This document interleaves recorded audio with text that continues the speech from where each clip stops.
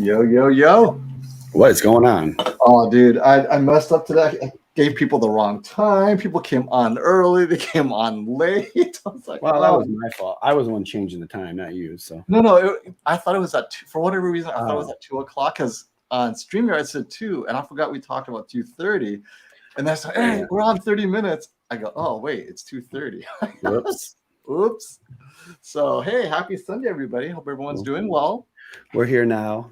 We're here now. Yeah. We don't conflict with the Xbox stuff going on. Oh, right. Sorry. Originally, we were supposed to be in the morning, and then class says, oh, you know, they're going to have this Xbox. A lot of people, too. Yeah. Where was it in? It was all the Xbox games coming out in 2023 and maybe 1 or 2 this year. But I think it kind of segues into our content. I just thought about it. You know, I was saying maybe we should talk about what TVs look great on Xbox. We kind of know what it is. It's either the C2, C1, G2, G1. But we could talk about, well, does it really? What about the S95B and whether it's important to you? So I had a pretty interesting discussion with Classy right before we got on. I'll share with you guys. But I want to hear what you thought about this and the viewers too, because I think this has to do with Samsung's recent firmware update and why they did it. And we're not talking about the messed up part of the update, right? The whole local dimming issue. That's just put that aside. But the actual part that was working, specific to the S95B, getting it more accurate, luminance accurate, following the EOTF curve on the S95B. And it's interesting, the theories behind that. We don't know why Samsung did it other than, you know, oh, they want to be more accurate, but we could talk about that as well. And deals, you know, these 2021 TVs, they're going to be out of stock shortly, right? Normally, the good stuff, the flagship, whether it's the OLEDs or the QN90A, QN85A from last year, they're going to start disappearing before Prime Day. So if you guys are really waiting for 2021, now's a great time to get it, mostly because any further discounts, we're talking maybe 100, at most 200.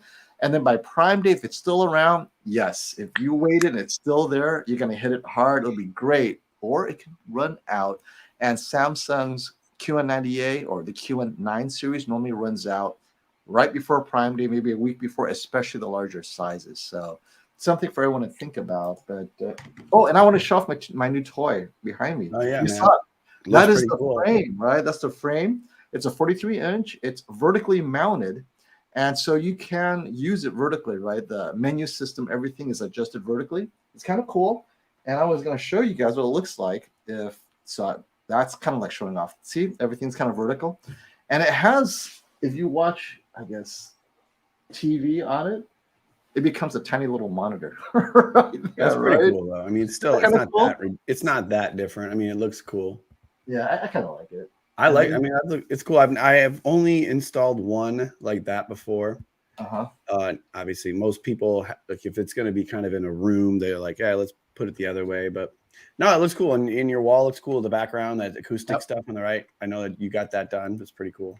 Yeah, this is kind of like, I'm almost done. I need to add more black behind me. It's like all this. Like, it makes it easier for me to do the contrast stuff. But yeah, my studio is almost done.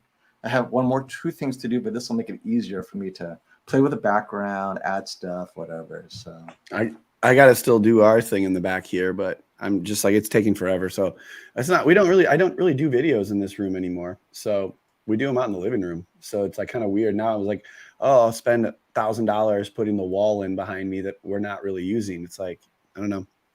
Yep. But hey, yeah, make sure, guys. What's up, everybody? How's everyone doing? I saw some people. I saw Nick Jarrett here change his name. Changed his name, right? He got some reviews. He does some movie reviews. So there you go. You know, this is a great way to kick off the conversation. I just saw this from Mike. Mike was saying he's talking to a rep from Samsung. They may not be doing a 77-inch QD-OLED next year, not because they can't, but rather it may be jeopardizing the larger QLED TVs, right? Their mini-LED, the Neo QLED. And hey, it wouldn't surprise me. So we're not here to spread rumors, but anything's possible with Samsung, anything.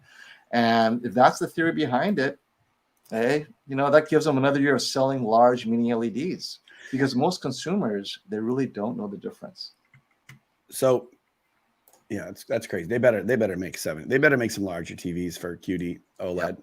Make sure to smash the like button if you guys can. That'd Yes. be awesome. Just I know a lot of people just coming on, so if you're just coming on, smash the like button. And obviously, if you want to super chat, you can. But we'll try to answer some questions. But that's on you Yeah, like guys. this one. This is a great question.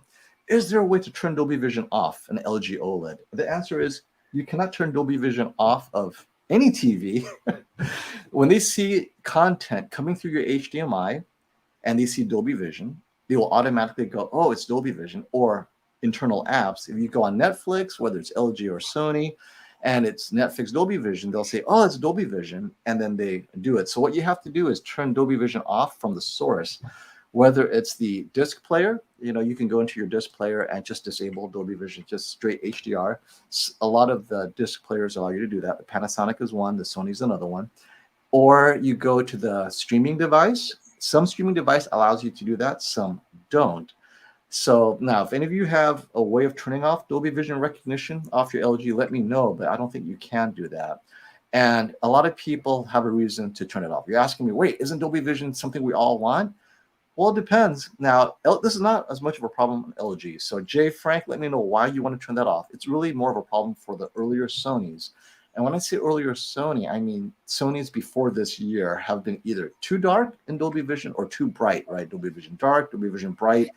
There was no Goldilocks. This year in Dolby Vision dark, it's actually close to accurate and very similar to LG's Cinema Dolby Vision.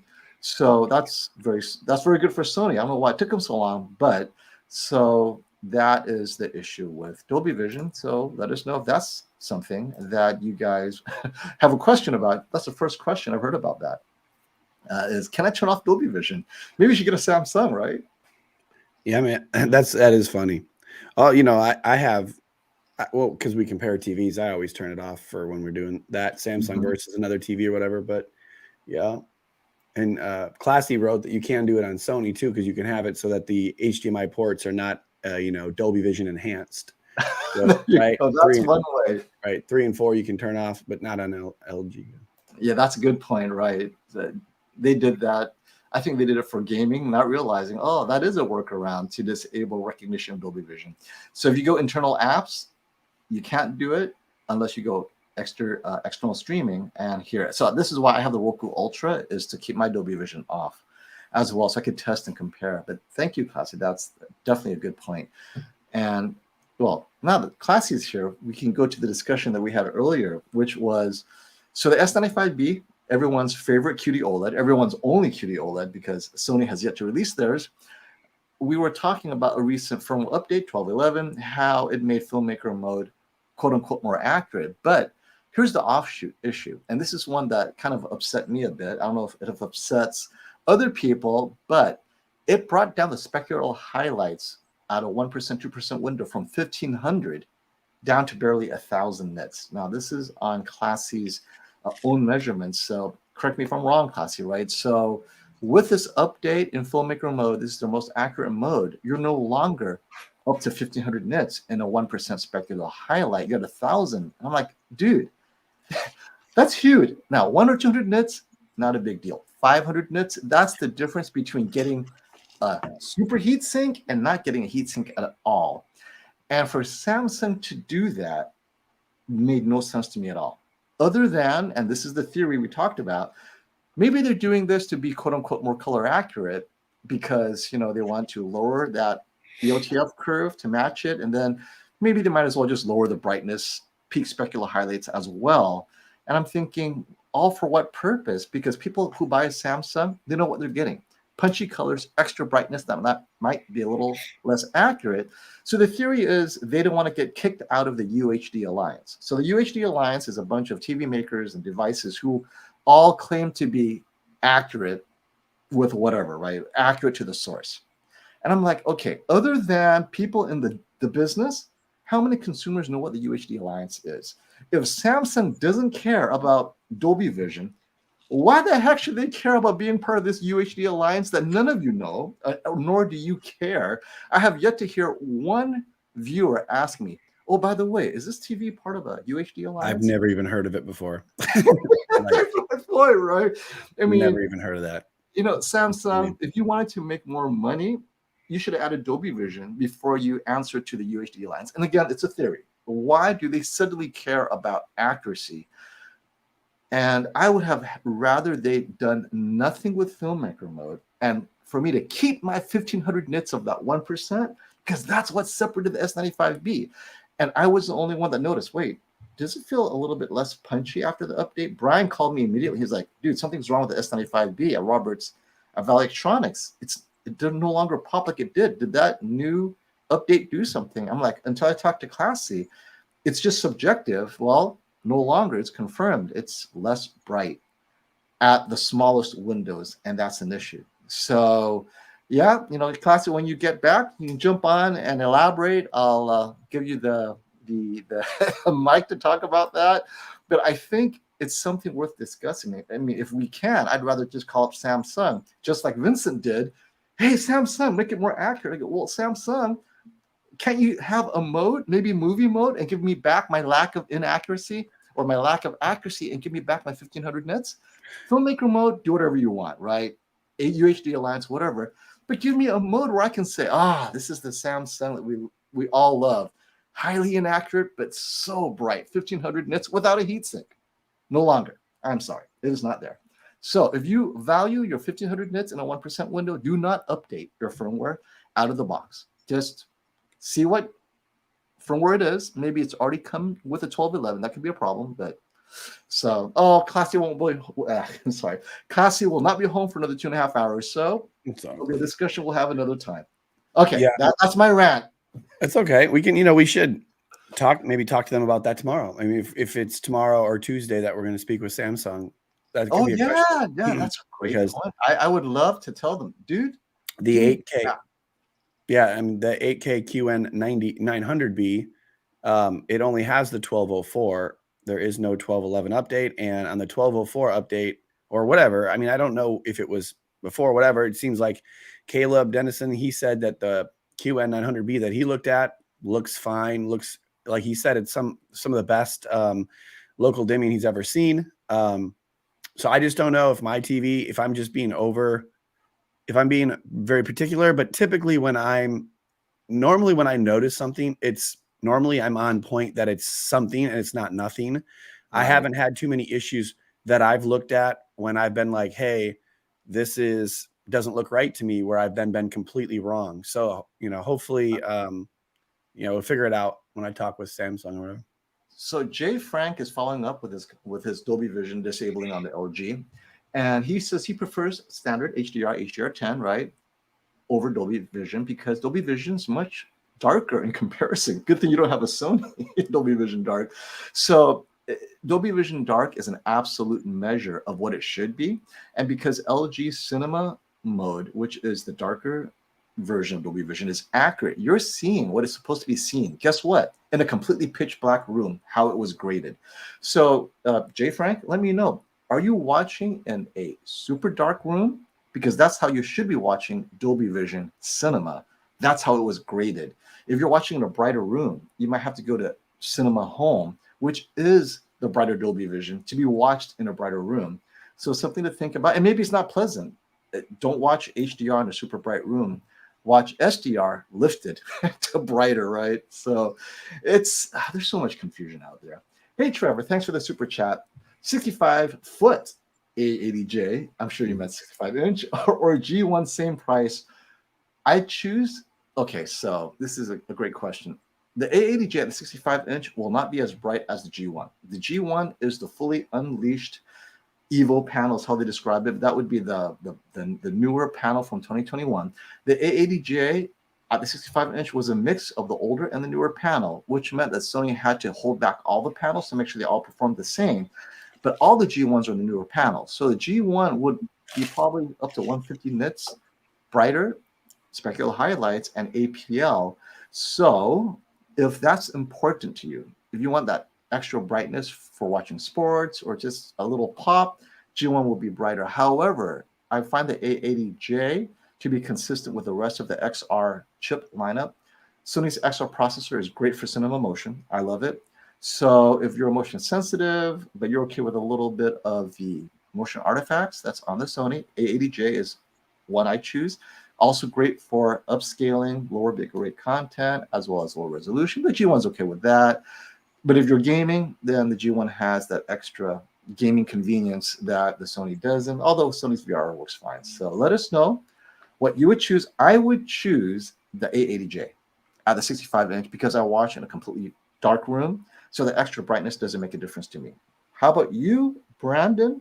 Which would you choose, the A80J or the G1, same price? I guess it'd probably depend on. I would probably choose the A80J unless I needed the like flush look for the wall. Like if I wanted it to look like really cool and flush on the wall, I might choose the G1 just because it has that pretty cool look. Otherwise, I wasn't super impressed with the G1. Like with having some of that pink tint to half the screen and like some weird issues. I didn't seem to have any issues with the A80J. I know some people like talk about the ABL or the automatic brightness. I didn't really see that, but when I see the A80J, like when I go back to Best Buy and I realize, like, of course, both of these are OLEDs, so they both look really good. But I see like the A80J and they have that little demo disc where it's like the branches of the tree and it's like they're just so colorful in the black screen. You can't go wrong with either one of these TVs. But I just think that at this point, I prefer the Sony like Android OS a little bit more. And it's just I feel like maybe I'm just getting too comfortable with that. But that's probably what I would choose is the A80J. So hopefully we help Trevor because we're kind of split. But. And Trevor, I forgot to mention as well, is if Dolby Vision is important to you, the A80J Dolby Vision is either too dark or too bright. The G1's Dolby Vision in cinema mode is accurate if you're watching a pitch dark room. And if you want accurate Dolby Vision off of Netflix streaming or whatnot, it looks better on the G1. So if Dolby Vision is something you do and you watch internal apps, then the G1 Dolby Vision on Netflix, I think, is noticeably better than on the Sony. Again, if you're doing external streaming device, then it doesn't matter. All right. Hey, thanks for that super chat. This is a funny comment. Oh, which one? When you pull this one? This one right here. Oh, there's something else. I'm thinking of getting the C1. My toddler loves to play the PS5. I love it. Sometimes he forgets to turn the TV off. Should I be afraid of the TV getting burned in? I don't think so, because even if your toddler forgets to turn it off, it'll go into its own screen saver mode, whatever. So unless you're playing actively certain games, and even then it's not a huge issue, I don't think it's a big deal for most people that vary their content, because if you leave anything on, after a while the TV does turn off on its own, right? It does have a timer. What do you think? Is this a risk if someone has a toddler? I think I'd be more concerned with like applesauce. That's what I'm thinking. I'm more, or like, dripping food on the PS5 or whatever. Yeah. No, we have a C10 and my kids have been leaving it on for like 2 years and not turning it off. And there's no burn-in. I mean, they play video games on it every day. And like every morning I come down and it's like on still. And it's just typically on like the no signal screen. I don't know why I think what happens sometimes it doesn't kick in right, the screensaver, or sometimes it does. It'll have the little firework. So basically the screen will be off except for the little firework. Sometimes I'll come down and the like the PS5. Well, we have an Xbox, but it's like the screen is kind of like frozen half dim. That happens sometimes. So yeah, it does matter what the end screen is. So if you just have the screensaver on and you have your gaming system to automatically turn off, you should be fine, Yeah. No, I mean, you'd have to have I think you'd have to have like content on it, period, just like all the time for it to be concerning. Yeah. And it's like static content too. Yeah, right? exactly. Like a static screen all the time, like a computer screen, like on it all the time. And here's a poor victim of burn-in. J.O., thank you for that super chat. I have a severely burned in 65-inch LG C7. And of course, the C7 was released before all the great anti-burn-in accommodations that LG has, right? So this is before the C8 and the C9. Trying to decide between the 83-inch C1 or the 85-inch QD-OLED. Ooh, such different TVs. Mostly watch streaming content. Okay, so if you're in a super dark room, the 83-inch C1 I think is a better choice. You get to benefit from those deep blacks, infinite contrast. If you're in a super bright room and you're watching lots of sports in a bright room, the QD-OLED will get brighter in that bright room so that it just pops a little bit more. So let us know. Now, should you wait for a 77-inch QD-OLED? So until someone has announced officially they are making a 77-inch QD-OLED, it's still, in my opinion, technically rumors for now. I have no idea whether Sony will release a 77-inch QD-OLED, and we are assuming that Samsung will, but that's a huge assumption. We are going off of rumors and commitments, but no announcements. So don't shop for a TV that hasn't been announced yet. Look at the TVs you have in front of you, 83-inch C1 or 85-inch QD-OLED. I think the 83-inch C1 would be a great TV if you have just moderately lit room, not super bright. But you've seen both. You've seen the 85-inch QD-OLED and the 83-inch OLEDs. What are your thoughts on this one, Brandon? Oh man, we'll get the 98-inch QN90A. There you go. Oh, that one's crazy awesome. Yep. No, I mean, I would, the C1 is literally like the same TV as the C2. So it's good that he's looking at the C1. If you're like over OLED because you had the C7 and you're pissed and you don't want to get OLED, then don't get an OLED. But yeah, I mean, I think the C7 was the one that had a lot of burn-in issues, like you said, prior to some of the other things. And like those are the ones that ratings.com had where they let them burn in too, right? Yep. And I mean, even after a ton of use, there was some burn-in, but it wasn't like, it was pretty bad, but it's not like catastrophic. I don't like the QN90A and the 85-inch that much. Like I would like to get the QN90B because I thought it looked way better. So I would say like get the C1 or wait till Black Friday and get the QN90B at 85-inch. But, I'd probably just choose a C1 or the A90J too. The 83-inch A90J is a good one as well. And speaking of A80J or Sony OLEDs, this is a correction. Thanks for clarifying, Classy. So Sony didn't hold back the newer WBE panels. So LG, we know, did. So Sony, if the WBE is in the A80J, it'll be noticeably better. Now, the question for you, Classy, is how do we know if a Sony A80J has the WBE panel or not? LG last year would have that in their service menu. I think you could look at the certain panel serial numbers or whatever, and there would be a number that identified it as WBE or not. What do you do for Sony? Because I'm not in the chase for the perfect panel, only because it's so much out of our consumers' control, but some of you might be. So Classy's answer would definitely help for those who just need that perfect A80J. Dude, on Amazon, it's $13.82. I saw that. You listed that.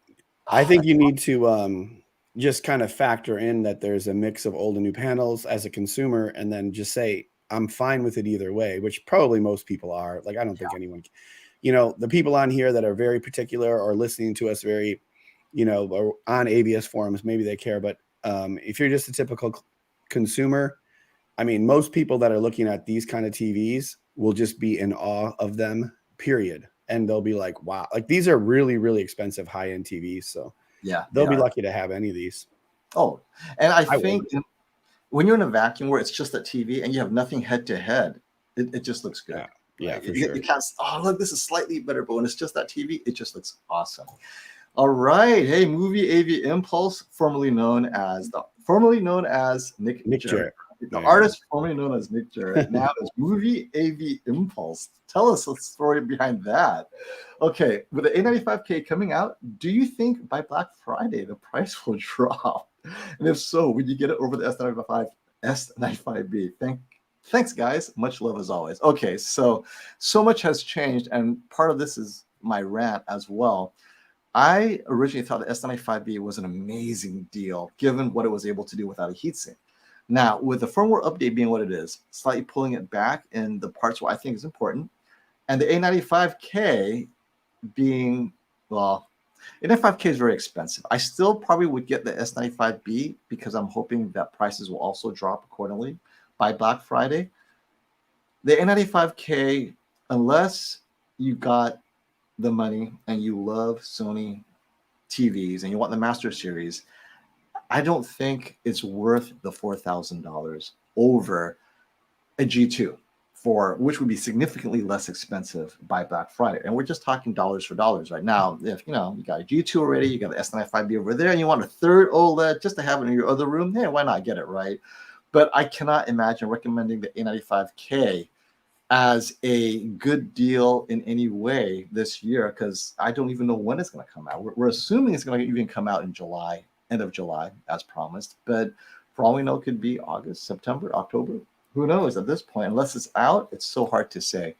And the S95B, even with all its firmware updates and all of that, it's got other issues unrelated to image quality. Are you guys okay with Tizen? A lot of people are not. I just don't like Tizen. This new one is it's slow, man. It's like it is slow. Even on the 8K, it's not super fast. When I was going through the setup of the TV, it was like really fast to move around from like letter to letter, word to word. But then once I got into like the ambient, just the regular home screen, it's just slower. But I was gonna say on this, like I think the A95K will be great when it comes out. I'm excited for it. But the problem is we're smushed between like it not coming out, it being expensive, and then hopefully half a year from people maybe having 77-inch QD-OLEDs. I don't know, maybe not. But my point is like, I mean, how many people were super excited for the X95J last year? I think by the time it came out, like nobody cared anymore. Like it came out in the fall, right? I remember. Yeah, like I had a review on it, and my review was out rather quickly, and I thought it was halfway decent. But the TV, it didn't like crush. And the views just in general, I was like, I don't think people really cared about this because it came out so late. I don't know. I mean, I think overall I would prefer the A95K over the S95B because the Tizen is a little glitchy. There's just kind of like some new issues. You're kind of like, oh, this is new. This is an issue. My headphones wouldn't connect great. Kind of little issues there.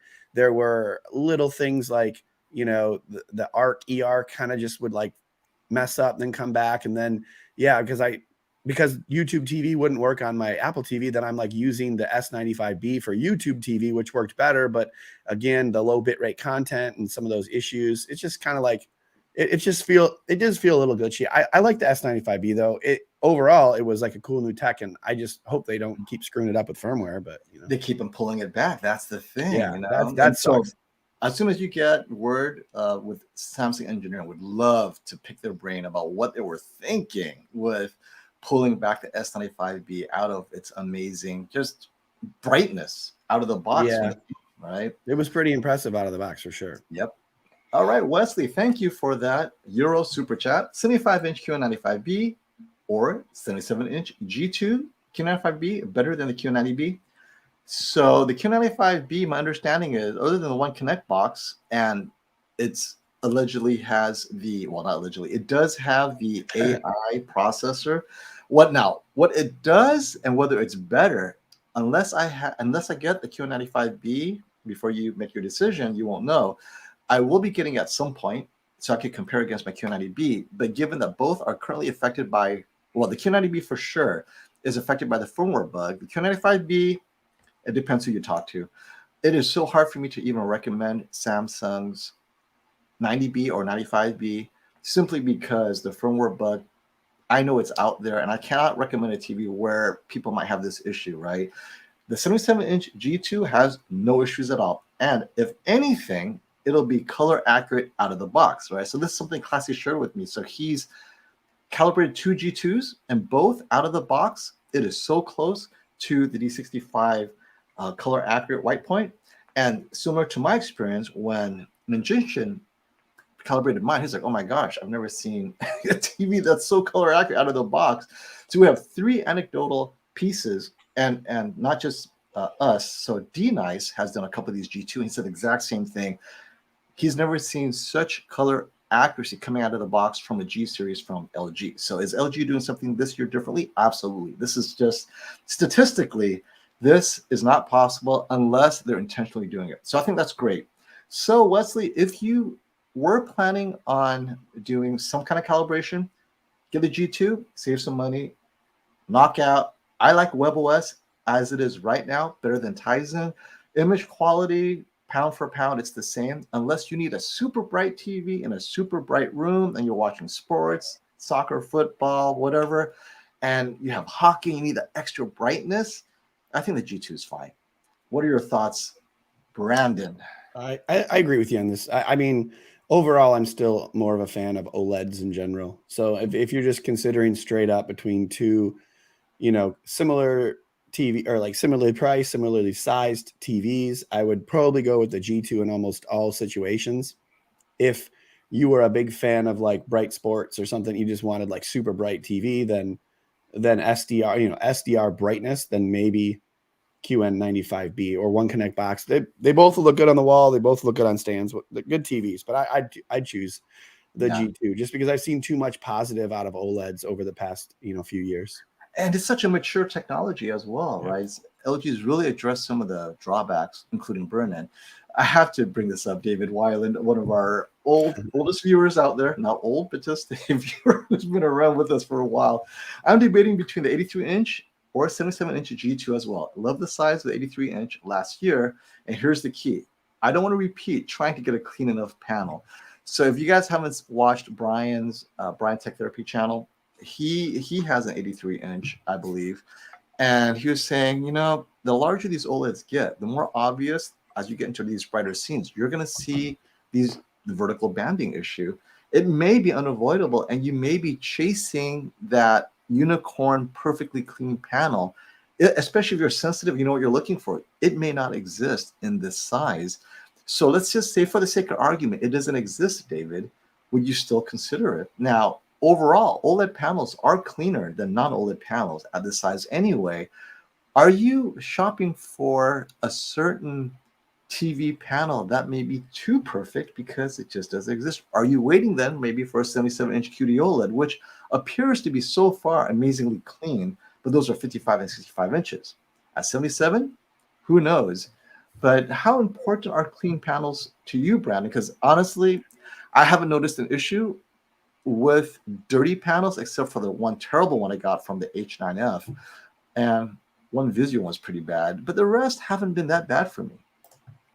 I mean, I had an A90J that came with a big line down the middle that was pretty noticeable, but yeah, I don't really notice. I mean, I know that like my 83-inch A90J, it has a little bit of uniformity now. It's like getting a little bit more. I don't really ever see it, but if I was to do a dirty screen test right now, I'm sure I'd be like, oh, there's something different. And then I to be honest, that Samsung 8K, I didn't really notice any uniformity issues. Maybe it's because I didn't test it. So maybe you don't test it, you don't notice it. But I think David Whelan is on here enough that he's gonna probably do the tests and try to figure it out and see exactly what he's got. So yeah, you better make sure that you're happy with it. I don't know if there's much difference between the G2 and G1 with regards to its structure. Like Classy had it. He said it's lighter, I think, didn't he? Is it light? Is the 83-inch lighter, or is it the same? Because the C2 and C1 were identical. Right. I'm not sure if it's the same TV more or less because the 83s were all new already. But yeah. And this is, it goes into this discussion. Would warranty cover bad uniformity and banding? So here's the problem, Zach. Thank you for the question. Bad uniformity. What you think is bad and what LG warranty thinks is bad are two different things. If it's within what they call acceptable tolerance of performance, this is performing as designed. And that would include certain uniformity issues and banding issues, like you get up to a certain number of dead pixels and they will not replace it because there's not enough dead pixels, right? Bad uniformity and bad banding is very subjective and it may not cover it. So if it's bad, and we're talking bad as in regular content is completely discolored, that's one thing.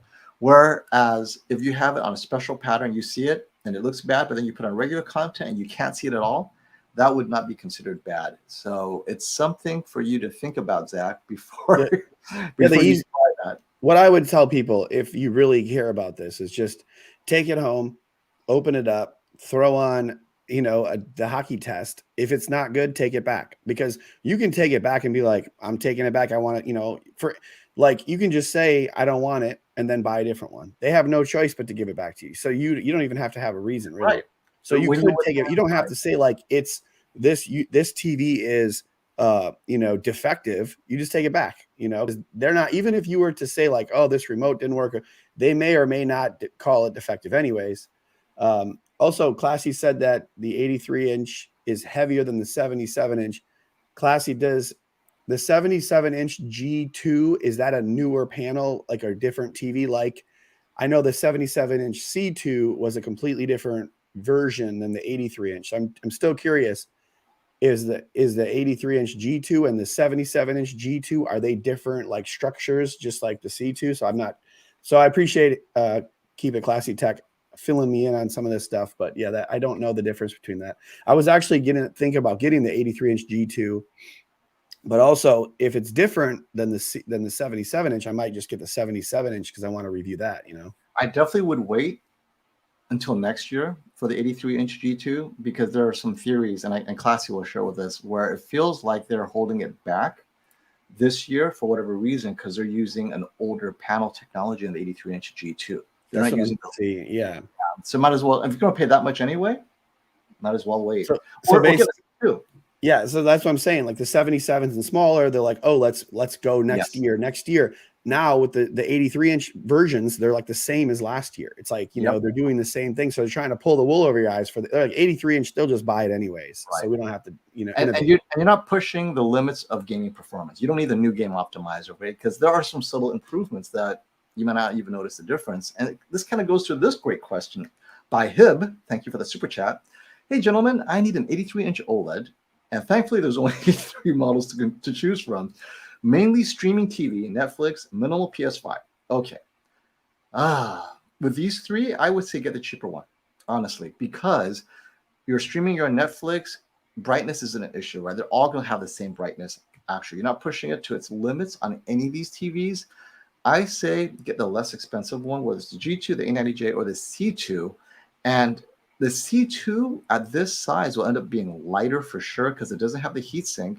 The G2 will be the biggest and the heaviest of the 3. And the A90J gets you that Sony processing with the Sony colors and the Sony motion. I personally would get the A90J because for TV streaming and Netflix and minimal PS5, A90J hits the spot for me. I think that on Netflix and TV stream, all stuff, it looks great. However, yes, the Dolby Vision issues, I would be streaming off of an external device to make sure I don't have the A90J's Dolby Vision interpretation of how it should look. And I'm fine with regular HDR. So if you need Dolby Vision internal apps, then get the C2. I'd say save some money. What are your thoughts, Brandon, on these 3? Well, I mean, I have the A90J, and if you may, I wouldn't switch it out for the C2 though. The C2 looked fantastic. And the C2 looks fine. I don't know. There's still just something, I guess there was something when it was the C1 versus the A90J. I think that the C2 is bright enough now that I thought that the A90J just looked a little better than the C1. The C2 and A90J were almost identical. But I prefer the heatsink. I do like the acoustic speakers, all that kind of stuff. Yeah. And then the G2, I just don't have any experience with it yet. Everybody, you guys seem to be quite happy with it. That you've seen it. It looks bright as hell. I mean, it looked as bright as the S95B did, pretty darn close. So sounds like that's a pretty good one if you just had to pick. So really, it's just like, you want WebOS? Do you want Android? Do you like Sony? Do you like LG better? Pretty darn close, Very close indeed. And something, if you have a PS5, it was talked about earlier in the year. The PS5 is supposed to have an update at some point in the near future where it has a special contrast enhancements that only Sony TVs will be able to benefit from during that upgrade or update. So if that's something that's of interest to you, the A90J will definitely benefit from that. But who knows when it'll come out? It could be this year, could be next year. But that's just something that Sony wanted to push out there to help sell their TVs for certain. And this is a good follow-up to the whole C2. Stop the FOMO. LG is trying to bring us to the dark side. What is your thoughts on the Star Wars LG OLED? May the force be with you. I definitely want to get it just because it's come on. I'm a Star Wars generation kid. That's crazy. I love that they're doing this, and I would love just to have it, not to open it, but maybe just to get it and then make it a giveaway or something because I think it's unique. And I don't think I'll get it though, because I think they're limiting it to only 500 or so, right? 500 and change, 521 or something like that, total in the US. And I'm trying to get it through Robert. And he's like, he doesn't have access to that allotment either because it's a special edition. And we don't even know what the price is, by the way. I'm assuming it's reasonably priced. Reasonable meaning an extra $1,000 because it's special edition, but not crazy like $5,000 or anything. What are your thoughts about this Star Wars special edition LED? You want it, right? I want one. Hell yeah. I didn't even know it existed. That's awesome. It's a special launch. I just looked it up. It's got like a black mat to the back. Yeah. The box is amazing. First of all, ooh, this is interesting because listen, I didn't get a chance to unbox a smaller LG because it was it was the 83-inch. It was like last year's. This is the new style of everything. And that looks, I'm here. Let me share it because I don't know if everyone, sure. Seen it. Not everyone knows about this. Yeah, now, the more people that know about it, the harder it's for us to get. Well, that's true. I mean, you got to still have that kind of money, which, thanks to the people in watching this, maybe I get this because you guys have, done super chats and all that. Maybe we should get one. I think if I got one though, I would probably have to open it and use it. That's the problem. So would you? Because we have so many TVs. I wouldn't just because now, obviously, if you hold on to it too long, I don't know how. Yeah, but how cool would it be to see this unboxing and like show this TV off? And then, cool. That would be and like cool. what if like I gave this to my kids, display it in their bedroom like that? My older son likes. Let's try to corner the market on this, right? Maybe we hope the more expensive is, the more likely we'll get it. I don't know, but yeah, I think it's great. I think it's an amazing. Can you guys even see this? I didn't even know. Yeah, this was announced. I think last month. It was announced last month. That's awesome. They had a special launch right here. It was a Star Wars day or something like that at the convention center, and this was one of the announcements at that celebration. That's pretty cool. I like that. I really like. I mean, I don't know because that's the thing. Yeah, maybe I would hold on to because I have too many 65-inch TVs anyways. I don't know. What's the largest size they do? Just a 65? I think it's only one size. There's only 500 and change of those. That's set. Yeah, it said 65 on it. No, I think my mouse click just died. I can't click anything anymore. Oh, no. So you're going to have to choose these for me. I can change my. Let me get offline and go ahead. You're good. Whatever. We're good. Yeah, man, take your time. Go ahead. Do what you got to do. This trackpad no longer is working well. Was it plugged into the computer? It is. It's just suddenly it just fell dead. So I'll use my other trackpad. This works. All right, let's get up to this next one right here. Is it the My Classmate one or where were we? Oh, you know what? Nothing is clicking. I cannot show my classmates, even if I click on it. Did you do you have a hub, like a little hub? No, my mouse works, but when I click on the chat, it will not show. Oh, really? Yeah, I cannot get that to work. Everything else works, but when I click, nothing happens. We already did this one anyways. Thank you for everyone that's super chatting too. I don't know if we said thank you, but that's weird. Maybe just refresh StreamYard or something. You know what? Let me refresh. I'll be right back, guys. No worries. Do your thing. I'll wait. We'll wait for FOMO. Yeah, something is amiss here. Oh, my entire TV is lagged, or my entire computer is like, I'm gonna have to reboot. So you can't even like cancel out of your stuff? Everything clicking, everything is like totally lagged. So you see, these sort of things don't just happen to PCs. I'm on my MacBook Pro. Ooh, Mac M1. It's like things are like, what is happening? I don't use Mac products, but my editor does, and he has a pretty decent Mac.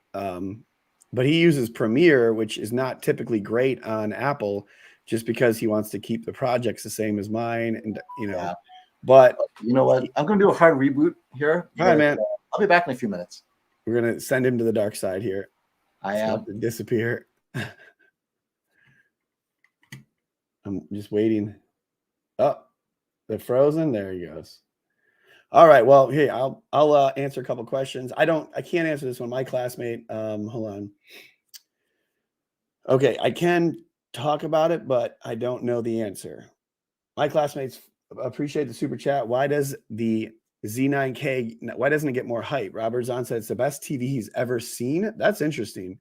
The QN900A last year versus last year's, is it Z9J? It didn't look like a contest to me. It looked like The QN900A was far better at controlling the light. And to be honest, the Z9J looked like it was lifted blacks in a dark room. It was the only TV, only LCD TV of all of them that was like that. Actually, I think the Hisense 8K also did, but the OLED from LG, the 8K OLED, and the Samsung QN900A looked great. So I haven't seen that one yet, and I hope it's as good as that. And you know, whatever. I was gonna say something, and it kind of was to the couple questions about, is this year a bust? Let me get down to that. I think that was someone else's comment, Andy Kills, about is this year a bust, you know, with all the issues. And I'd have to say, like, I think overall TV manufacturers aren't super concerned about issues right now, just because no one's really buying TVs, especially expensive TVs. Like, who's buying these at retail costs? So as long as they kind of have the issues worked out by the time the fall comes, and I think the TV sales are through the roof compared to right now. You know, if the first 10% of TV buyers for the year aren't as happy, but the last 90 or 80 or 70% are, and then the next year and, you know, all that, then I don't think these big companies really care if the TVs don't come out perfect. Obviously, Samsung isn't super concerned, because we've had a lot of Samsungs over the years that come out kind of weird and don't work. But let me see where I'm at here.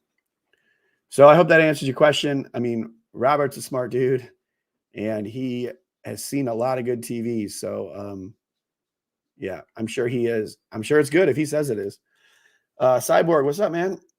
What's going on, Mark? Hey, have you heard about Samsung Xbox TV from Summer Games featuring games without consoles? What do you think? Oh, yeah. Let me wait until FOMO gets back on for a couple of these questions, because I don't game much at all. I don't know much about this at all, to be honest. Oh, let me see. Let me get into the. Give me 1 second. Gotta grab. I had the Star Wars thing up, and so then I lost the actual chat that I'm watching this stream on the side here. See when FOMO's coming back here too. Oh, yeah. Let me. I'll come back to this comment in a second, Mark, and check it out.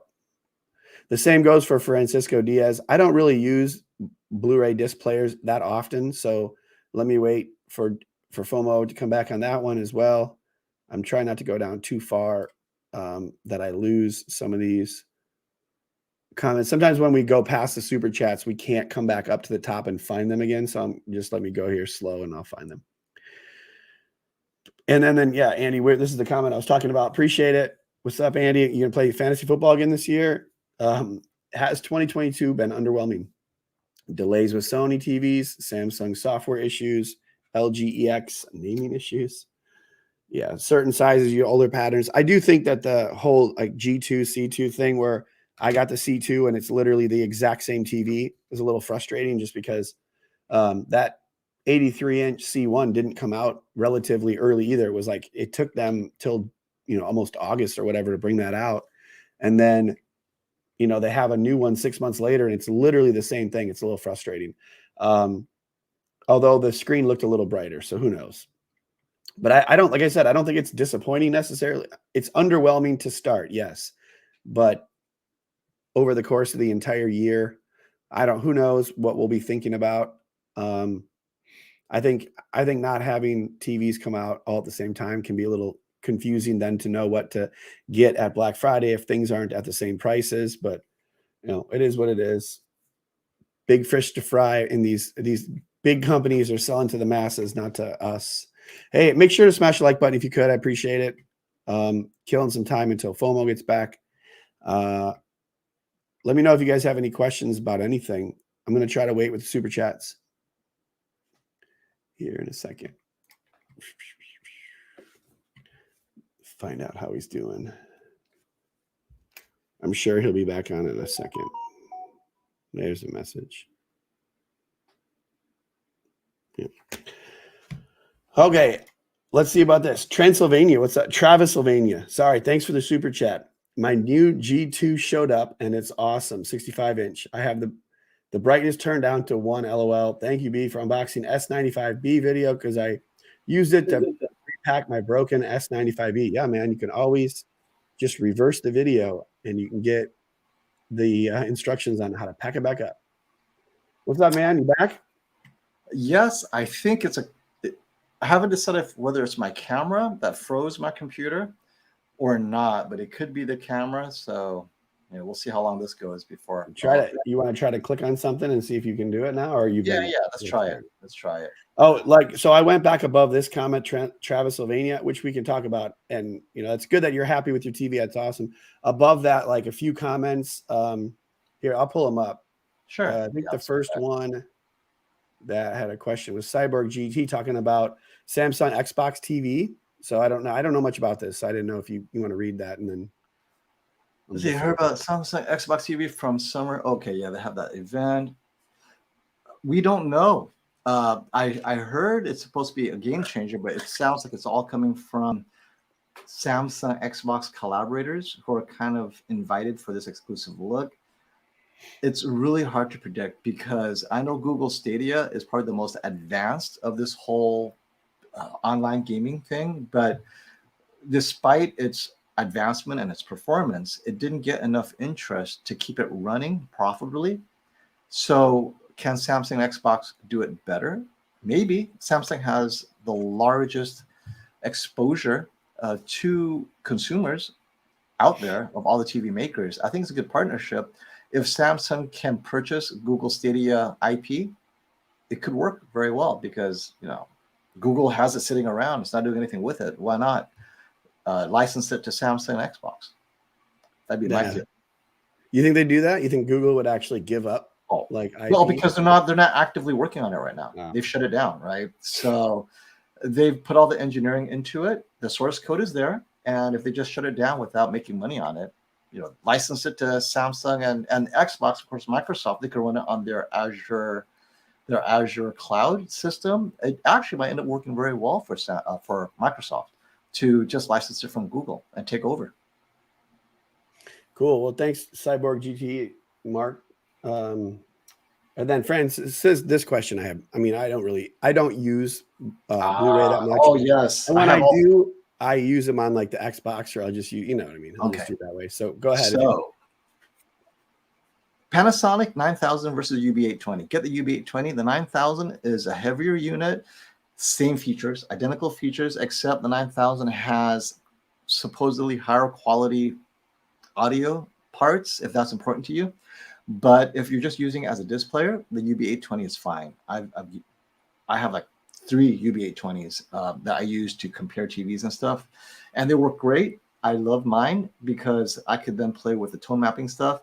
However, the Sony X808, the X800M2, I won't recommend only because it do not automatically recognize Dolby Vision. You have to manually go in there, enable Dolby Vision, disable it depending on your content. Whereas the UB820 sees HDR10+, it sees Dolby Vision, and automatically boom, boom, boom, set, ready to go. Or you could disable Dolby Vision if you want to. Whereas the Sony, you always have to manually enable, disable it depending on the content. And given that most content is not Dolby Vision, you're going to have to go in there manually a lot to make sure you disable it. So for any TV, I say UB820 is a sweet spot. The UB9000 is better built. It's slightly heavier. So if price isn't a big deal, get the UB9000 because it's just more substantial. But UB820 performs exactly the same. So, yeah, hopefully that's helpful. Oh, I'm sure it is. Thanks, Francisco. And he said he got the 83-inch A90J. How could you be mad about that? Good thing you didn't wait for the A95K. Like the A90J, oh my God. It's a great TV, man, and it's 20 inches bigger. I have the Samsung QN900B 65-inch sitting next to my A90J, and every time I look at it, I'm like, man, there's such a big difference between 83 and 65. Like, it's ridiculous. The 65-inch TV would look so dumb in our living room because our living room is 15 feet away, and it's like the wall is 40 feet by 25 feet tall. So like just putting a little TV on like that it would be so tiny. My 83-inch already looks small on that TV, on that wall. But a lot of people sit closer than that, so it's not a huge deal. And, just for the X800M2 for you guys, if you're looking at the 800M2, I suggest get the X700. That's what I use. It works well. It does the exact same thing as X800. I don't even know why they released the X800 M2. The X700 is $100 cheaper. Exactly the same thing. I mean, I have it over there. It works well. It's worked well for years now. I think the X800 M2, it's because cosmetically it looks better, but feature for feature, the 700 is identical. So might as well save some money, get the 700 if it doesn't matter to you. All right. Where's your time? Which one are you at? Like, where's that one at? What? Oh, wait, let me see. Is that one above? I was just like looking at. Oh, no. Okay. My bad. Yeah. And then we already talked about it. Let's refresh this real quick. I basically went over this and said that that's a good one. Yeah. 2022 is underwhelming, but I think basically the manufacturers want to make sure the TVs are looking good like in the fall. I think the summer is kind of the testing phase and no one's buying these TVs at the full resale cost. You know, like I think it's more important they're working better. But I mean, of course it's underwhelming. It is underwhelming, but I think some of this stuff needs to be worked out. And, you know, this is a great question because I think part of the reason it felt underwhelming was all the hype entering into 2022. Yeah. Specifically, I'm going to call Sony out on this with their master drive, backlight master drive. Yeah. And I'm not talking about the Z9K because for 8,000 to 10,000, right, it better performs. So let's put that aside. Let's say that for the sake of argument, let's say that's the real backlight master drive, right? The X95K was supposed to be the affordable backlight master drive, and even then, it's very expensive, as you know, same price as the QN90B. And I was kind of disappointed that it wasn't that much better than the X95J. It felt like a natural successor. It was slightly better, but it wasn't like, oh my gosh, it's a backlight master drive. It could have done without any marketing of the backlight master drive, and you'd say, oh yeah, X95K succeeds, the X95J makes sense. That's what I expected from just a normal year-to-year improvement. But the level of excitement over backlight master drive, definitely underwhelming there. The S95B was overwhelming. I thought out of the box, I was like, wow, I knew it was going to be good, but coming from a Samsung without a heatsink, their first OLED TV in 8 years or more, wow, I thought that was great. So that one actually met expectations. Its firmware update, though, was underwhelming. The Q90B, I didn't expect a huge improvement. What it did with the specular highlights, as expected, I guess we can call it underwhelming. And we have but that's only once it had the firmware, because like I'm telling you, if you had saw the Q90B, the 85-inch I had before the firmware issues, that TV looked fantastic. I'm telling you, there was no downside. I mean, I made a huge unboxing video, and honestly, it was sitting next to my A90J, and every single person that came in our house was like, that is awesome. You know, it looked way better. So no, I did a live stream comparing the Q90B to the Q98 out of the box, right? And it looked great. Exactly how I wanted it to look. The improvement was specifically to specular highlights. Now it's just a mess, but yeah, it was. Tizen definitely underwhelming. Samsung, I know why they did it, right? More ad space, whatever. But really, you think that's why it's so slow? You think that, I mean, or that's just you don't like it because of that, but it's not. The navigation. I'm talking about the navigation. Gotcha. The slowness is a whole other issue, but you're right. The slowness is like even on my TV right here, it's just so slow going through the menu. Oh yeah, the frame is. But you know what? I don't know if the 43-inch is the same as the 50. Or I had the 75. The 75-inch was fast. I mean, it was way. I mean, it's still slow, but it was fast. It's like the art mode is light years. If you had last year's Samsung frame, the art mode was like snail pace compared to this one. Like you can press OK right now in the enter button, and it'll bring up like details, and you can choose your the brightness of your screen and things. You couldn't do that on last year's, and every time you press like you wanted to put a mat around a picture, it would take 10 seconds for that screen to load. It was very weird. Oh, look, we have 321 people. Don't forget to click like, everyone. Oh, yeah. I forgot to say that. Yeah, man. All right. And LG's OLED. So definitely the G2's heatsink was good.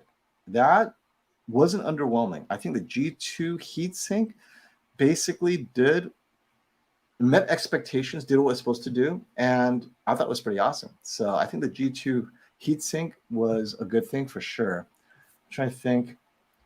Oh, TCL and Hisense, where are your TVs? So I'm underwhelmed by the by the lack of timeliness. We're in the middle of June almost, right? We're after the first week of June. Not a peep. Definitely underwhelmed by announcements. I know TCL out of Europe is announcing the 900 series, which is pretty cool. It's their updated mini LED, which we should be getting, hopefully. Uh-oh. My mouse is no longer working. For real? Yeah, I don't know what's happening, man. Oh, So you'll have to take over the chat. At least fine. you're still getting my audio and video, so I'll run it because we're almost done. We're going to run maybe another 30 minutes, you think? Whatever works for you, man. I'm good. Okay. I'm chilling. 30 minutes. Here, we got one from S. Brooklyn. I have a. You want to read them? You read if you want. Oh, You're yeah. Hey, S. Brooklyn. Thanks for the super chat. Have PS5. I want a Sony OLED for detail. Which one should I get? A80K, A90J, A95K. Also for basketball, football, and movies on a Fire Stick. So for sports, my life. That's my life right there. I'd say wait for the A95K and see if its APL is indeed brighter, because then when you go into your more sport mode, right, a little bit brighter standard mode, the A95K should, in theory, be brighter than both the A80K, A90J. So since A95K is on your list, let's wait and see what happens at the end of July. Let's get those numbers and see with sports mode that we can get a full screen a bit brighter than the A80K or the A90J. But they should all be very similar. Yeah, and I have to admit, like I'll be honest, I had the Samsung S95B, which was supposed to be my bedroom TV, and I ended up getting rid of it for my A90J just because there wasn't enough difference. Right. I was like in my bedroom, the A90J was already too bright at night. Like I couldn't watch it on full blast. I had it on like Power Saver 2 mode, so it was like, at like 5% of its peak brightness. But there's just not enough difference. And the A90J is more compatible with my sound bars and stuff. So what my point is, the A90J is fantastic. I would just get it. The A95K is probably going to be better, definitely. But for basketball, movies, and football, I use the A90J, and it's perfectly fine. All of these would be fine, even the A80J. But yeah. Yeah. Sorry, let me get down. I forgot. It's okay. Now I've unplugged my second trackpad. I think that one could be out of battery. So I'm down to the one that's on my laptop. Steven here. Yeah. Well, it's all good. I can get him out. Oh, Steven, you can do it great. Yeah. Yeah. Okay. Go ahead if you want. All right, Steven, thank you for that super chat. For someone who thought the A80K was a bit too dim coming from an LED screen, would the G2 be a better choice, or would I need a QLED? So the G2 is not that much brighter. So here's the thing. If the A80K is too dim, the G2 may end up being too dim as well, because both of them, their APL, that's the average picture level at a full screen, it's an OLED. It cannot get that bright. It has to protect itself. It cannot do it. So you might need to look at a QLED. We're talking the Neo QLED. They will get the brightest, or even a Sony X95K. So if you are okay with Samsung's Tizen, then the QN90B or actually QN90A will be even brighter than QN90B. So the QN90A overall is a brighter TV, although spectacular highlights is not as bright. So if you need just brightness, just for sports or whatever, then get a QN90A. But the Q90B is a bit more sophisticated, although the firmware issues has me concerned. So hopefully that's helpful. Oh yeah. And there's some other good questions we can go back through. There's one more super chat here. I might as well put it up from Chongo. What's up, Chongo, one of our old veterans here with us. Greetings, gentlemen. Did you guys catch all those LG TVs on Best Buy deal of the day yesterday? I caught some of them. Must be trying to unload those G1s in various sizes and other LGs. B, that crypto drop. So that's another one. Crypto's crashing left and right. The G1 right now, there's a lot of sizes. I think are pretty great deals, especially the 77-inch, only a few $100s more than the C1. I will get the G1 for sure, because it's very similar to the C2, especially at the 77-inch size, in terms of just everything that the C2 is. And the C2 is very expensive right now. And I think the G1 is just cosmetically, it's a better built TV. It's supposed to be the gallery design, and it's a lot thinner than this year's G2. So right now, I think the G1, where it's priced, definitely a good price. So if you guys are looking at the 77-inch G1, I think it's the best price right now on Best Buy. Like what, $2,900? Not bad at all. Only a few $100s more than the C1. So definitely a buy. Yeah, and, to address the crypto, man, crypto has fallen off the face of the earth, man. It's Is it all crypto? No, just yeah. a quick I mean, sidetrack. it's Bitcoin just. as I mean, well? it's Or in what's happening? line with inflation numbers. Just the Ukraine-Russia war, gas prices, all Blame these it on things. Ukraine. Yep. So I think if you guys, I don't know if how many people listen to crypto, but there's a guy named Benjamin Cohen who he's kind of like very pessimistic. Well, I mean, I think he's just realistic. He'd Right. been saying that there was going to be a bear market for the last few months. And if I had watched his videos sooner, probably would have saved me more money. But because of what he said, I actually got out of the market a couple days before it tanked. Oh, And good timing. I mean, it wasn't perfect timing. It was already kind of just slowly going down. But Right. I got out of it like May 8th or May 9th, and it just tanked on May 12th. So, but yeah, now everything is currently further down than it was May 12th. So, Mhm. it kind of like went sideways for a while, but then this inflation news just like sent it again this weekend. I mean, Ethereum is like $1,500. It was $4,500. I remember when we were talking about it just 3-4 months ago, right? Yeah. So like in November, I mean, it was at $4,400, and the market. I mean, the Bitcoin is half of what it was or less, and Yep. Ethereum is a third of what it was. So Hey, my idea for you is if any money that you salvaged, go get the Star Wars LG C2. there you go. That Think makes that'll be a yourself- better investment than Bitcoin in 10 years. well, it might as well be, right? I mean, right now it wouldn't be hard to beat most stocks and all that kind of stuff, crypto coins Right, and all that. right. So sorry, Exactly. that was just my little rant there. But now, let me know if there's anything you see as far as I'm happy. We're happy to answer any questions. Crypto chat, I'm out. Might have to unsubscribe. That's weird. All right. See you later, Mike. Yeah, let me know if you have any questions. Oh, there we go. Yeah, go Best ahead. mini LED TV. Best mini LED right now, Q90A, because it works. There I you cannot. go. I am sorry for that jab, Samsung, but come on, you know it's happening. I think the Q90A, both in terms of price and even if the Q90B, let's say no problems at all, firmware is fine, the price differential is too much. It is not worth that $1,000 difference that you're repaying for the QN90B over the QN90A. So for sure, the QN90A at $1,500, definitely the better TV to get, no doubt. Yeah. You know what? Oh, yeah, hold on. I wanted to put on a comment for you. It had to do with Robert, because people had said that Robert had hyped the X95K to a ridiculous degree. People asked, is the Z9K going to be as good? Because Robert has also said that's really, really good. Best TV he's ever seen. Do you have any updates on how he's feeling about these? Specifically So, the 8K, but also this one. okay, so let's talk about the X95K.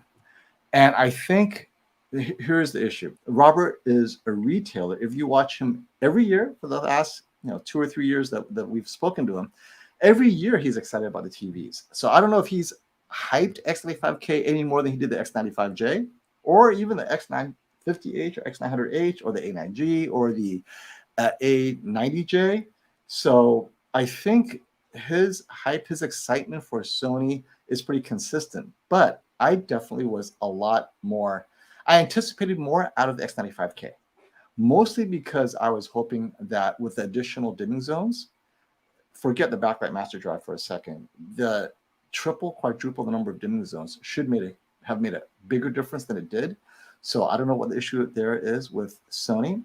And secondly, it's a little bit brighter, but it's not like, oh my gosh, it's so much brighter. It's not like Z9K level brightness. So that's something that I think the X95K, as far as successor to the X95J, it is a better successor. As far as meeting the backlight master drive hype, it did not. And I think that's the problem. If we take away backlight master drive, then it ends up being the improvement we would expect. And I don't think Robert would have hyped it any more than he would have hyped any new Sony year to year. So hopefully that answers the question. Now the Z9K though, that has significantly more dimming zones than the Z9J. I'm expecting more out of the Z9K. Again, let's forget backlight master drive. Having that many dimming zones and allegedly even brighter than last year, it looks promising, but remember, you're going to get blooming. I don't care what people say. When it gets that bright, you will get blooming. But if you're in a bright room, the blooming's acceptable given what you're getting out of this TV. Its use case is super bright in a super bright room. 400 APL, 100% screen, and then another 1,000, 2,000, 2,800, whatever, of peak specular highlights on a 400 to 500 full screen brightness. No TV can do that. That is what I expect, and we'll have to have content just for that to show off how good that could look. But we'll see. That's in theory what I expect from the Z9K.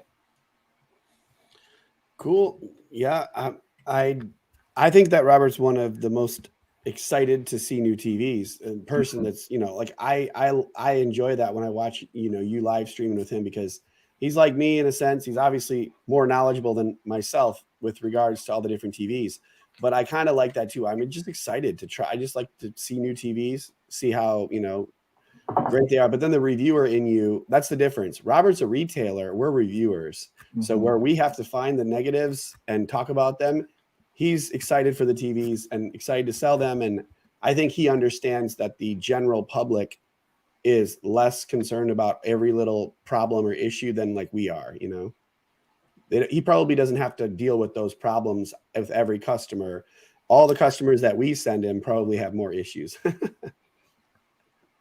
Yep. No doubt. Because we're all listening to the echo chamber.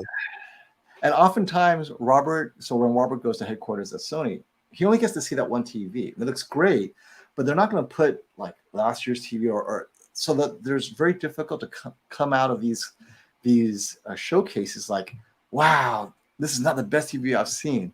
And that's the issue is they're going to get him and all the retailers excited about these new TVs, but we have to take it with a grain of salt. But then also, what TV you're going to get? All these TVs are pretty much, if it's not an OLED, which has its own set of improvements, I think all the LCD TVs, mini-LEDs, you're not going to be getting huge jumps year to year anymore. I think we're where we are with the diminishing returns. How much money are you going to pay for a mini-LED? Because you're not going to pay a lot more than OLED. So they're not going to improve it to the point where it's twice as much as an OLED for sure. Thanks, Christian. Appreciate the super chat. Well, I guess it wasn't super chat. Appreciate your comment. It doesn't matter. There you go. This is a question. I'm kind of confused at it, but go ahead if you want to give it a shot. Oh, yeah. So this is referring to, let's go with the question. FOMO, the fine Sahara dust is starting to reach the area I live in. I thought it was a video game the first time I read it.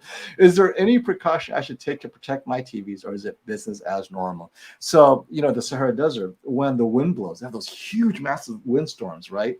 It literally carries around the world. And if you live within even adjacent continent like Europe, Africa is close enough, it could blow to where you're living, and that fine dust will cause damage to many different things. There's nothing you can do because the TVs need venting, right? And unless you literally close down the vents, right? So you're going to have to let it vent. Electronics will be what the electronics is. I don't think the TV's life will be that much shortened. However, when you are cleaning your TV, you don't want to scratch it with fine hairline scratches, right? So I'd say if you see obvious dust on it, use one of those high pressure air sprayers for electronics. Spray it off before you wipe it, but definitely spray off the dust before you attempt to wipe over it, because household dust is like skin and dead bugs or whatever, more organic material, but Sahara dust is silicon and it will leave hairline scratches on your TV. So that's what I would do. Yeah, that's a crazy question. Who knew? I was in Palm Springs and there was like massive dust storms. Like I thought it was snowing. It looked so bad.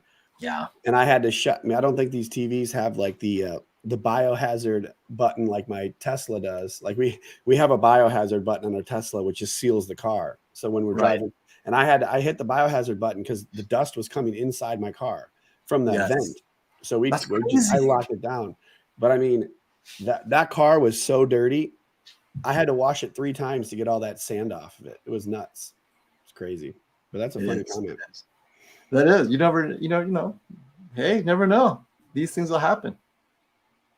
Which one is the best on 65-inch, G2 or Q900B? Wow. I'd go with the G2. Unless you need the brightness, right? I've only seen the QN900B, and I'm not super impressed, so I would say G2. I haven't even seen it yet. But I got to see it. What, I know Classy was responding saying that Right. the local dimming thing can happen with, regardless of your firmware updated. But that doesn't matter though, because like they got to fix it, because people can't Yep. sit here and change it. Like what are we going to do about it? Some people are going to love it. Basically, there's a certain amount of people that are going to be upset that their TV isn't functioning properly and not know why, and Right. return the TVs. And that's got to hurt the bottom line to a degree. It's like, but then again, how much does it cost to fix firmware and send engineers after firmware and send it out, and then hopefully not have other issues, send it to retailers? So there's always a give and take, I'm sure. Exactly. And also something to keep in mind, guys, is so the QN900B is known for its brightness, and assuming the firmware addresses issues, whatever. If you need that much brightness, only Q900B at a 65-inch will get that bright. End of story, right? You need sports, full screen, super bright. G2 cannot get super bright on a full screen because it's not designed to. So, Gio, let us know what your use case is, because if you're in a dark room, the G2 is going to look phenomenal and better than Q900B. Zero blooming at all. If you're in a super bright room and you need to pierce through the ambient light, then Q900B will do that. So, oh, look at that. Did you see Robert dropped by? Yeah. Hey, Robert, thank What's up, you Robert? for coming by. I have to also thank him for sending me the client, Tony, for the 98-inch. By the way, Robert, if you any clients out here on the West Coast, I'd be happy to install the larger TVs for them. I'd love to do all of the jobs, but I just don't have time. But obviously a 98-inch TV, getting to see that Samsung QN90A was awesome. FOMO came over and hung out. I got to pet the dog. I mean, right, that video has 500,000 views already in like 7 days. So it's obviously popular. So appreciate it, Robert. Thank you very much. And thanks for the super chat. You didn't have to send a super chat, but we appreciate it, man. That's right. Wow. Hey, do you have controls back?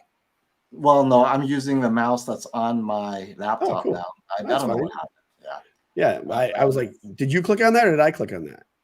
I did. I clicked on that. That's why Robert clicked on that. That freaked me out all of a sudden. It's like, who clicked on that? I'm like, oh, he must have his thing back. Yeah. Do you want to? Yeah. Thank you, Robert. Here, Nick Jarrett, movie AV Impulse. Yes. Hey. To answer FOMO, I was driving with my wife crazy because I love movies, and I'll be reviewing old and new movies on and not on 4K. So I started my channel. That's awesome, man. All right. Welcome to the club, man. I'm sure some people on here will go check out the channel and give them some feedback. As a YouTuber, not only like you have to earn your own viewers, like it's always good to have a little help. Like people like FOMO and Classy and some other people helped me send some people, probably some of you, to my new channel, Be the Consumer. So I appreciate that. But in the end, only the people will only come back and watch stuff if they're interested in it. So I'm sure there's a lot of people that are interested in movie reviews. I always wanted to do a movie review channel. My wife and I wanted to do it, but we just haven't to date. So definitely we'll check that out. Oh, yeah. Anyways. Oh, there's no other question though. Fair enough. I was just making sure I didn't answer if I answer his question right or not. Oh, here you go. You want to read this one, FOMO? Yeah, S95B versus G2 mixed usage. I go with the G2 mixed usage because, like we talked about, low bit rate. Sometimes you plug into the internet, your Netflix connection isn't great. S95B isn't going to look great. S95B looks awesome if your source is like 4K HDR disk or gigabit connection, high bandwidth, right? Its upscaling is fine. The problem is if it gets low bit rate content where you're struggling with the internet, even though it's quote unquote 4K, but the bit rate doesn't have enough data. So it just doesn't do it that well. G2 does it really well. I also like G2 upscaling. It adds extra bit of punch to its upscaling, something that Samsung normally does, right? But this time G2 does it really well. So I'm a fan of that for sure. And yeah, and here's something. Classy says that it's in cinema home, HDR can get very high APLs, very close to bright LCD levels. So that's a vote for G2 getting super bright. There you go. And yeah, I have I'm going to ask people, would people rather that I get the X95K or the G2? I had kind of I'm trying to decide if I'm going to get an 85 or an 83-inch G2, or should I get the 85-inch X95K? I want to see the X95K, and I feel like I'd say get the X95K 85 because this is supposed to be one of the brightest TVs you can get in the 4K. Yeah, Now, and I have a bright room, and yep. I have an 83-inch A90J, and I'm definitely interested in seeing it because, like, I didn't think that I would be unhappy with the QN900B, and I'm it's not as impressive. That 98-inch QN90A was awesome, so that's kind of like flipped my whole script. And I know that some of you guys have not. The X95K isn't knocking your socks off yet, but maybe I get the X95K and then I'm happier for some reason. Who knows, Here's a good question. So this is kind of something I've been thinking about. Don's asking, love to see the installation of the new LG 97-inch OLED. So we know it's between 20 and 24,000, something like that, right? And who knows? It might change by inflation by the end of this year. It will be launched or released near the end of the year sometime. And so here's the thing. I believe, if Robert, you're still there, I think if you get this TV, LG, I mean, they have to make sure it gets installed. They won't let you install it, I think. I think part of the thing. I want to install it. Right? So, but I'm thinking, because I'm also considering getting one of the, new JVC lasers. But if you add the screen to it, it ends up being the same price as the LG 97-inch, although you can go up to 120-inch size. So I don't know if I end up spending that much, but then I know this TV will be like 15,000 in, a year, and then down to 12,000. So I'm still debating whether I should get a super awesome high-end projector screen or just 97-inch OLED and call it a day, and not have to worry about calibrating. And there's just so much with these projectors. So I haven't decided yet. I don't know. But then you might end up being assigned to do the mounting. You know what? I am interested in doing it. If someone calls me and says they have that TV, I will be there in a heartbeat. That would be fun to do. So definitely, all right. Trying to see if I can get the Sony 85-inch. I think they have it on Sony now. Sony's it's actually in stock. It looks like in a lot of places. The 85-inch hasn't been in stock in a lot. There's always one of these questions once every chat. Gonna have to address it.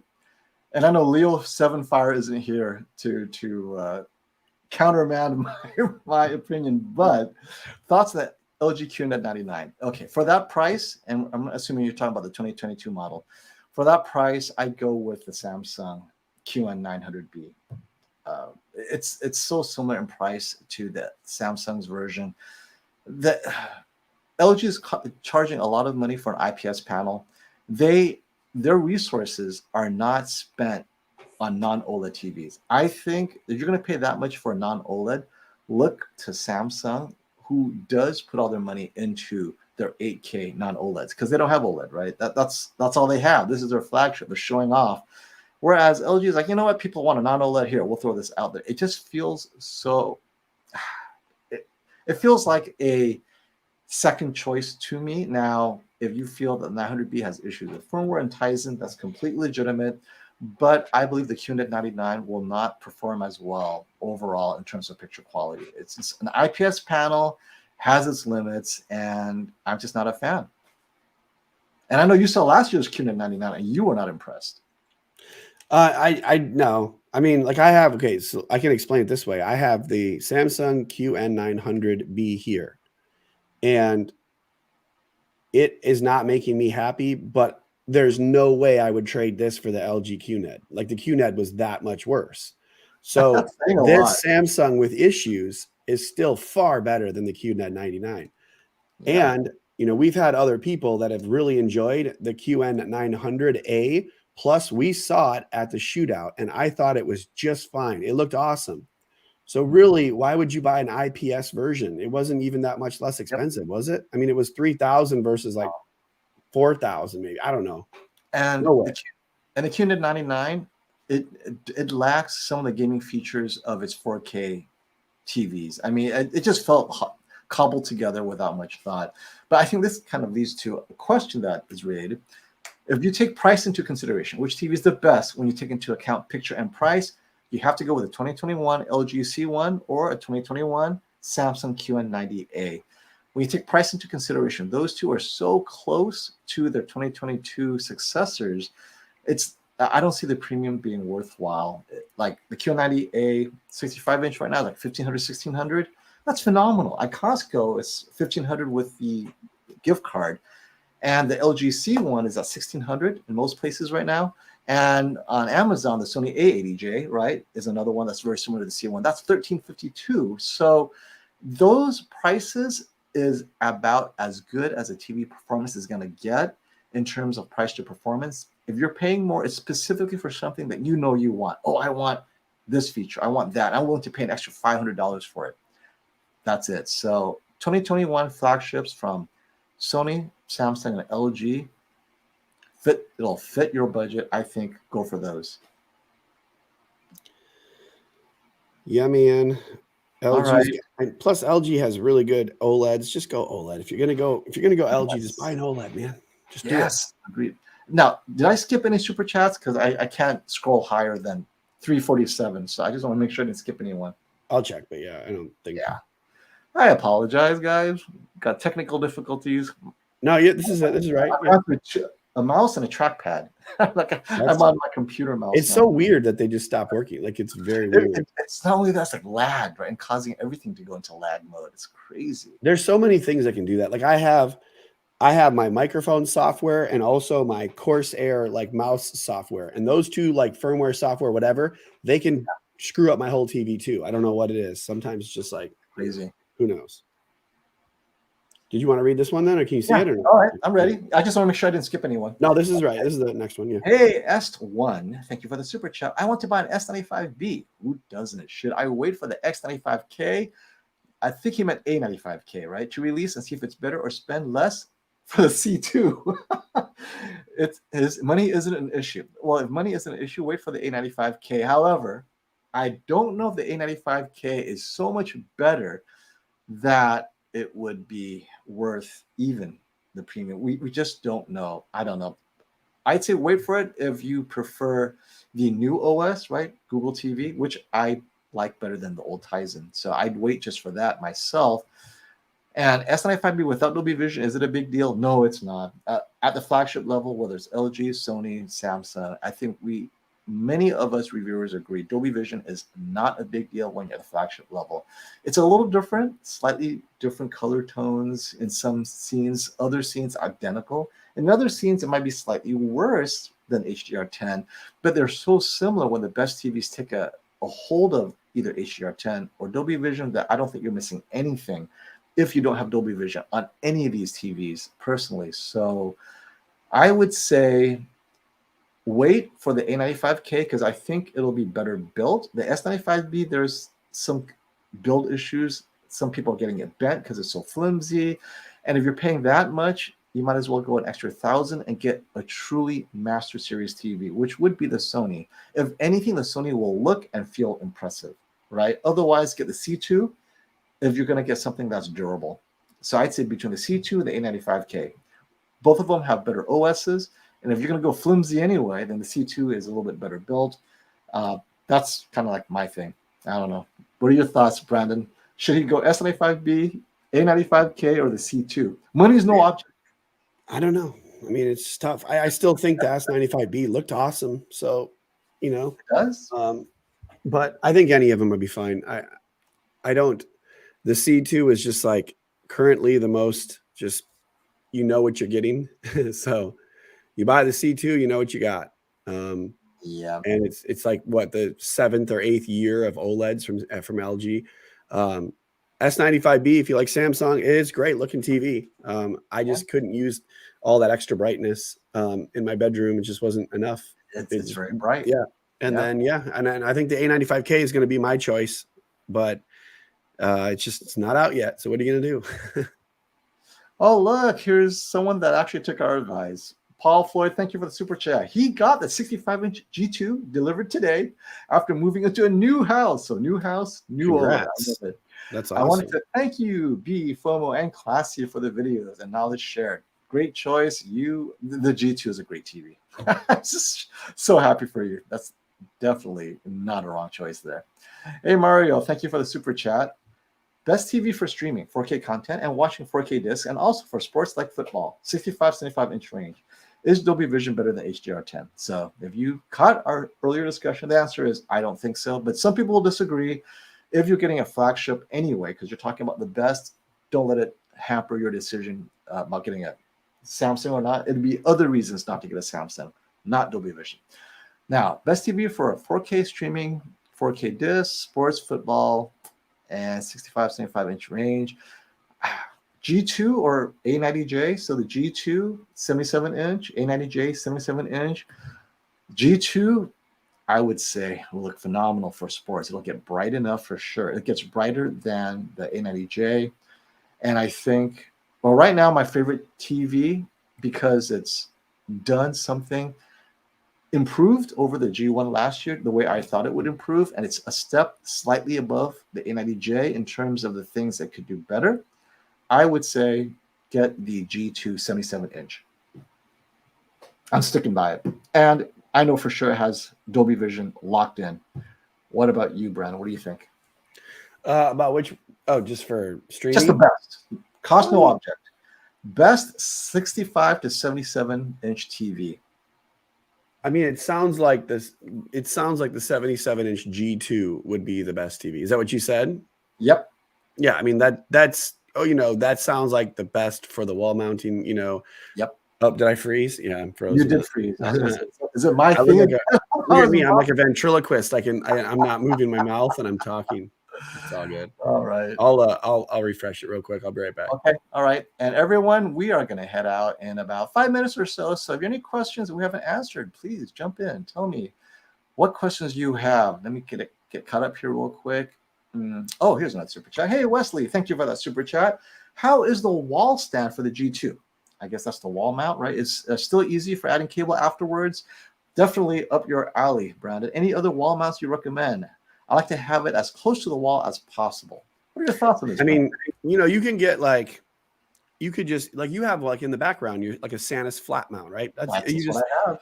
They're like what, 3/4 of an inch away from the wall, something like that. If you don't get the tilting one, if you get the tilt one with the tilting mechanism, it's going to be an inch, you know, a couple inches. Sanus has a good tilt and extend one at Costco. It's like $80 and it turns a little, but when you push it flat, it's still pretty flat. It's only like an inch or two away from the wall.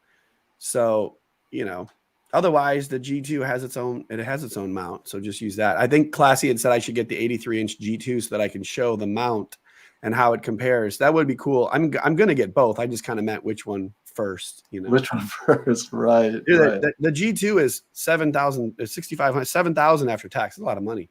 And that is a lot of money. And I already have a ADJ. I'm trying to wait till it's a little bit easier to sell them to like clients because, like, you know, we got these TVs last year. It's so expensive. This is a hard time to sell anything so expensive. Everything's uncertain, right? And I hope everyone's doing well in these uncertain times. Yeah, for sure. Yeah. I think, are we caught up with all the super chats? Yeah, I think, you know, it's good. I mean, I really appreciate the super chats and all that. And if you do a $5 or $10 super chat, if that's what helps you make a decision on buying a $4,000 TV or making a better decision, I hope it's worth it to you. We don't have to have super chats. You guys are supportive without doing that. So thank you. But I think it's funny that you go on and you're like, hey, let me find the $1 million question about which TV to get for $5. It's like that. It does make sense actually sometimes for people, you know. Right, a lot of people come back and they'll do like a $50 one, like, thank you. And it's like, okay, I'm glad we helped, you know. Charles, this is a great question. And my answer is not exactly what you're thinking why I answered it. Is the S95B appropriate for a room with walls, windows, no light control at all, or just save the money and get the Q98? So the S95B is absolutely fine for bright rooms. It is great. It's really good. Right. Yeah. I will get the Q98 because I like the Tizen and the stability on the Q98 more. Right now, for me, at this point, it's quality of life issues. I do not enjoy the quality of life issues on the current Tizen of all the 2022 TVs. And if I get to save money with the Q98 as well, even better. Right now, I believe the Samsung Q98 is stable. It works well. I have the most recent update. It looks great.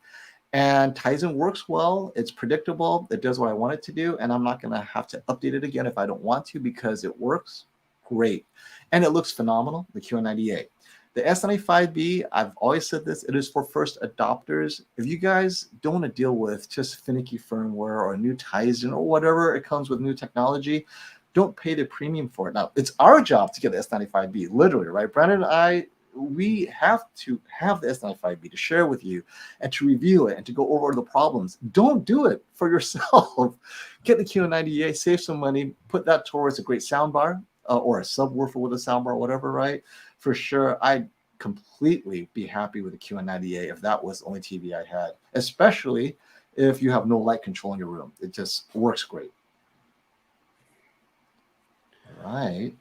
Yeah, All right. Are we ready to wrap up, everyone? Yeah, I'm good. Like I think people got questions answered. We just want to make sure you guys could come on here and get questions answered. Say hey, what's up? Say hi to everybody. Appreciate you guys. Hello, and on your way out, click like just because we're gonna get you used to that. Thank you so much, everyone, and we're gonna leave with Sterling's appreciation.